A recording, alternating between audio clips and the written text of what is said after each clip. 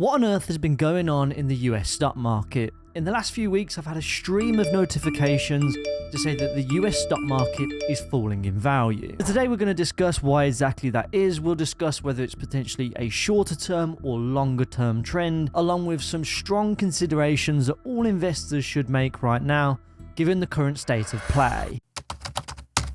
Let's start off by putting things into perspective. We've just come off the back of a 5-month bull run from about October 2023 to the end of March 2024, where the S&P 500 has gained a whopping 27.6%. For context, the average annual rate of return of the S&P 500 over the past 100 years is about 10% per year. So to see 27.5% in just about 5 months is pretty damn impressive. Now, the downtrend that I seem to be constantly notified of is the equivalent to about 3.7% as at the time of recording this video. And that's pretty much been since the start of April, or about the past 2 weeks. So before everybody jumps into panic mode and before we read too much into the emotive commentary being published, I just wanted to remind everybody that seeing downtrends in the stock market is also perfectly normal. We've just been enjoying the period of a recent uptrend, and after all, the year-to-date returns of the S&P 500 are still about 6.7%. So we don't exactly have grounds to be losing our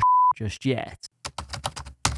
First and foremost, let's talk about the tech stock slowdown. The Magnificent Seven makes up about 30% of the total value of the US stock market, depending on what day of the week you look at it. Nonetheless, it's a huge concentration risk for US investors, and when these Magnificent Seven stocks aren't performing all too well, naturally because they've got a 30% weighting towards the total index, it certainly influences the rest of the US stock market, sometimes in a good way and sometimes in a bad way. Sometimes maybe good, sometimes maybe shit. And whilst the year certainly started off well with the likes of Nvidia being up 97%, Amazon up 26%, Microsoft up 15%, Apple 5.1%, Google up 15.2%, and Meta a whopping 52.3%. Some of those stocks have now started to lose ground from their previous highs, especially the likes of Tesla. And with that, the rest of the market has actually declined too. To give some perspective, the combined market cap of these top 7 firms is currently $13.5 trillion, meaning with an average decline of about 10.1%, we're talking the equivalent of $1.36 trillion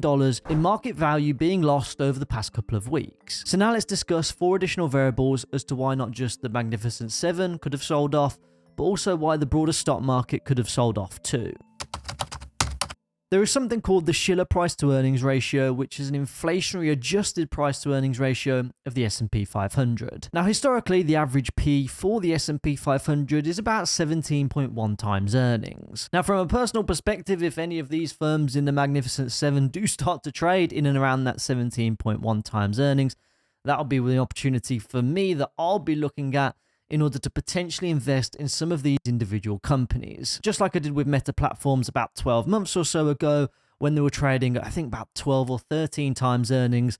And you can go and check out the stock price to see what happened from there. And the reason why I say this specifically for tech stocks is because as of right now, the inflationary adjusted price to earnings ratio of the S&P 500 sits at 33.6 times earnings. That's roughly double the premium being paid right now compared to historical averages. There was a potential caveat to this. The price to earnings multiple of the S&P 500 has been a topic of contention for pretty much the past 10 years or so. Market commentators have been coming out saying the US stock market is really completely overvalued and tech stocks are overvalued, and because of that, you shouldn't buy into them. Now, if you had truly believed in that investment thesis, and you refused to invest in the US stock market whilst it was trading above historical average price to earnings ratios, well, you will have missed out on a hell of a lot of market returns from the US stock market. To give some context, you wouldn't have actually invested any money since about August 2009 at the absolute trough of the financial crisis. And as a result, you would have missed out on about 400% worth of market gains. And whilst it may have some more shorter term micro influences on the stock market,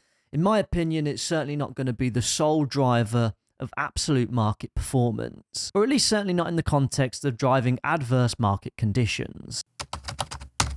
Sentiment has a huge factor to play in the overall performance of financial markets, because financial markets at the end of the day are made up of a collection of buyers and sellers, admittedly some of which are robots and algorithms, but for the most part they're human beings like me and you. And let's be honest, people are emotional and they change their mind as often as the English weather does. It's cold in the Ross down there. As a result, sentiment changes, and it looks like we've had somewhat of a sentiment shift since the start of the year. Inflation coming down, talks of interest rates also being cut, and we've even had a cryptocurrency market bull run, which has seen the price of Bitcoin rise to about $70,000 a coin. And when investors like me and you start to see these stories coming out in the mainstream media, it shifts the sentiment on the market to become positive, which is typically referred to as a risk-on sentiment. This means that investor sentiment has been generally positive, and as a result, investors are looking for perhaps slightly higher risk asset classes in order to invest in to capitalize from further upside, driven by the broader, more favorable macroeconomic environment. Now, whilst that certainly appeared to be the case during Q1, perhaps that sentiment has now started to shift a little bit. Actually, the CNN Fear and Greed Index is currently registering in the fear territory, suggesting that investors are taking a little bit more of a cautious approach to their investments. Don't take risks! Now, by contrast, about a month or so ago, we were actually in or teetering in around the extreme greed territory, with investor sentiment clearly being very positive. But what else could have caused this shift to take place? Well, let's look under the hood a little bit more. Whoa! He's got one of those big shiny things with a lot of tubes and curly coils coming out of it.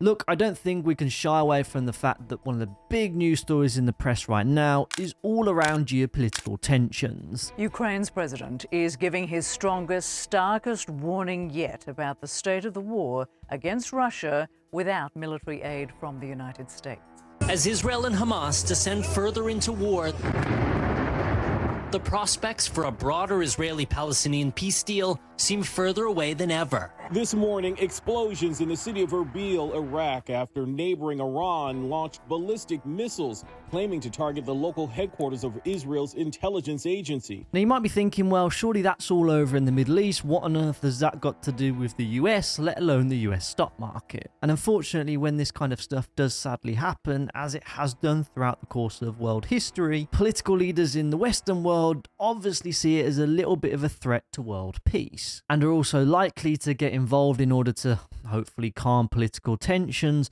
or even potentially provide military aid depending on what side of the fence that they sit on. And I guess there's always that little bit of a threat as to be like, what would happen if things started to go south? And say in a hypothetical world, if Iran started firing missiles over to the US, then we'd have a pretty big problem on our hands. As a result, when big global events like this occur, then naturally markets do get a little bit spooked, especially when the future is a little bit unknown as to whether there potentially could be any kind of backlash. I found this chart which actually looked at some of the big wars in the past that have taken place, and what you can see is that when war does break out, there is typically some kind of short-term adverse impact on financial markets. So what we're kind of seeing now could very much just simply correlate to what we've seen throughout the course of history too.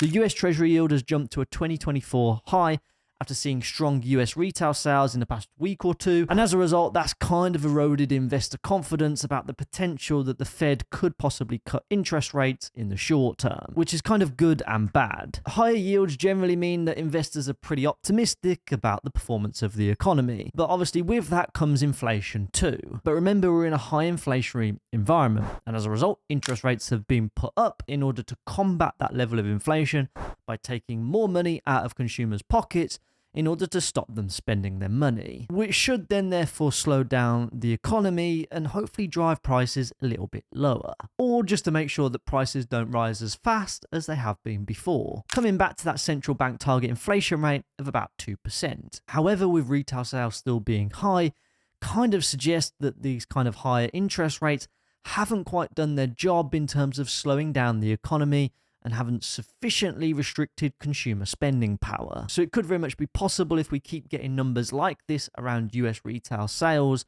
that the Fed may not look to cut interest rates, at least for 2024, and maybe not even until 2025. And when markets have already kind of priced in interest rate cuts later on this year, we could start to see a little bit of an unwinding of that sentiment in order to reflect the slightly different macroeconomic conditions that we're currently facing into.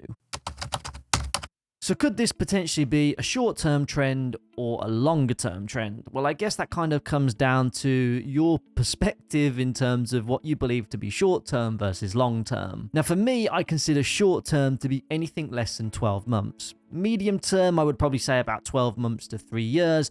And longer term, in my perspective, I would probably say anything about 5 years or more. So for me, I think I can say, and again, don't take this as gospel, but I think I can say with a fairly high degree of confidence that I believe this to be a short-term trend within the market where we're seeing a little bit of adverse market performance. And I say that on the basis that the longer-term trajectory of the US stock market has always trended upwards, or at least on a long enough time horizon. And again, it's important for me to say that past performance isn't always indicative of future results, but it's a kind of good proxy as to what you could potentially expect in the future. Now, again, from my personal perspective, one of the only key factors that I personally believe will drive down the overall value of the US stock market is if corporate earnings really do start to take a fall as a result of all of these kind of variables that we've discussed during today's video.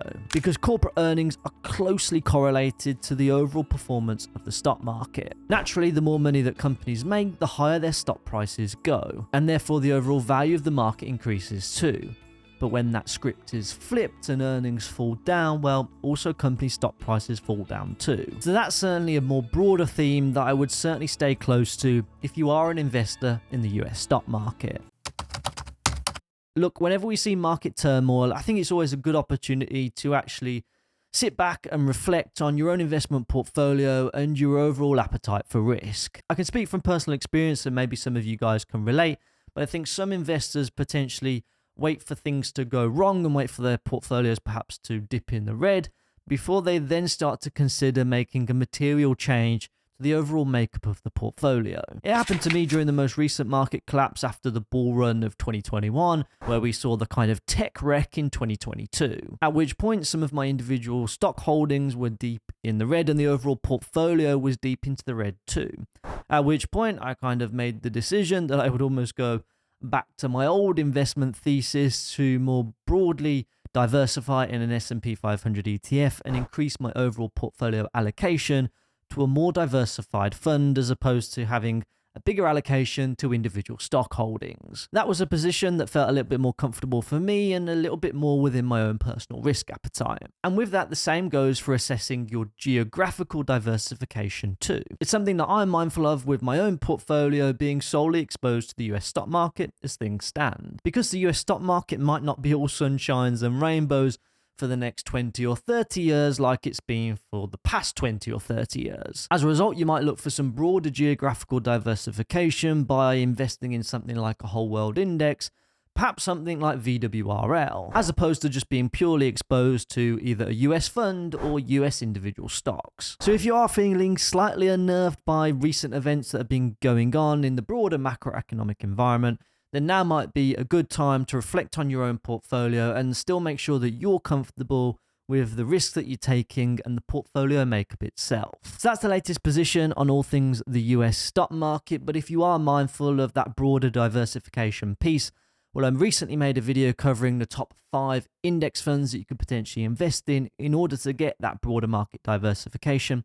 So if you're interested in that, be sure to click on this video next. But before you go, be sure to subscribe to the channel on your way out. With that being said, I'll see you over in the next one.